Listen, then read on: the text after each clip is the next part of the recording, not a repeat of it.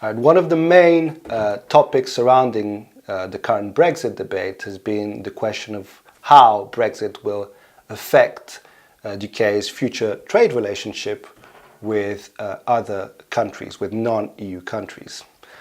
This is a question that really came to the fore when President Barack Obama came to the United Kingdom and stated very clearly that the US was actually not that interested in signing a bilateral trade deal with the UK, and that even if it was, that UK would have to take its seat at the back of the queue.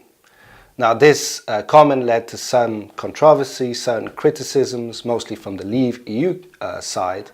But if you follow global trade politics and international trade law with any degree of interest, these comments were in fact wholly uncontroversial because they reflected what is a self-evident reality in international trade politics, which is that size does actually matter in the context of trade.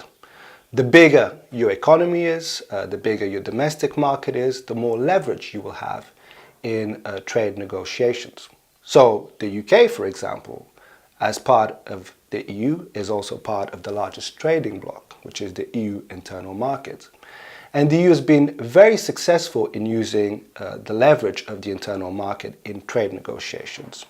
It uses the promise of access to the internal market as a carrot and the threat of removing such market access as a stick in order to secure the type of market access concessions and trade liberalization commitments it wants from its trading partners.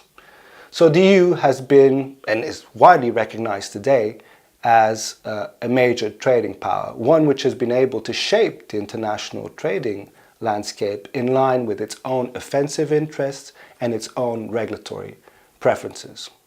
Now, if the UK was to leave the EU, it would have, of course, a much smaller domestic market. And this would make it far less likely to secure the type of market access concessions, trade liberalization commitments, and regulatory reforms that the EU is able to achieve in the context of its own trade deals.